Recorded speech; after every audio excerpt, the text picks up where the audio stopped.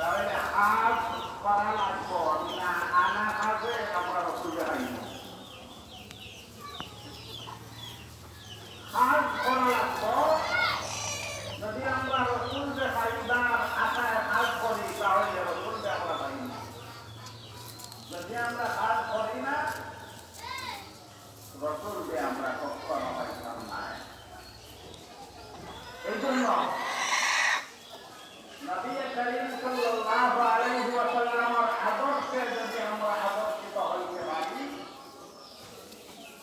তাহলে কিয়ামতের ময়দানে আচরণ না করো নবীর সাথে আমাদের আচরণ।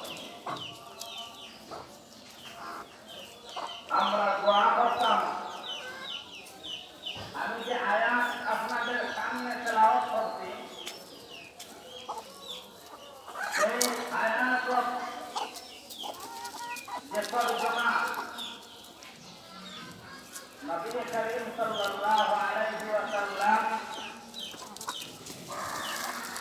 যে আদর্শে আদর্শিত ছিল, যে আমল নবীজির ছিল খুব বেশি, সেই আমলের কথা আল্লাহ রাব্বুল আলামিন এই আয়াতের মধ্যে উল্লেখ করছেন। আল্লাহ তাআলা কোন জাতিরে এইভাবে সুন্দর ভাষায় ডাকতেন না, একমাত্র নবীজির উম্মতরে এইভাবে আল্লাহ রাব্বুল আলামিন মায়ার সাথে মহব্বতের সাথে ভালোবাসার সাথে এইভাবে আল্লাহ তাআলা ডাকতেন।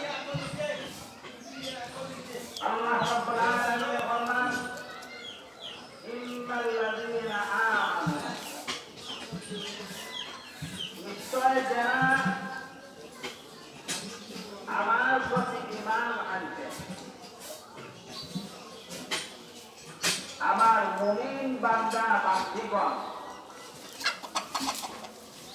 আল্লাহ তাআলা পবিত্র কোরআনুল কারীম আমাদেরকে বিভিন্ন ভাবে ডাক দিতে হবেন, কিন্তু মায়ার সাথে রাখবেন। যারা আমারে বিশ্বাস করে, আমারে বিশ্বাস করিয়া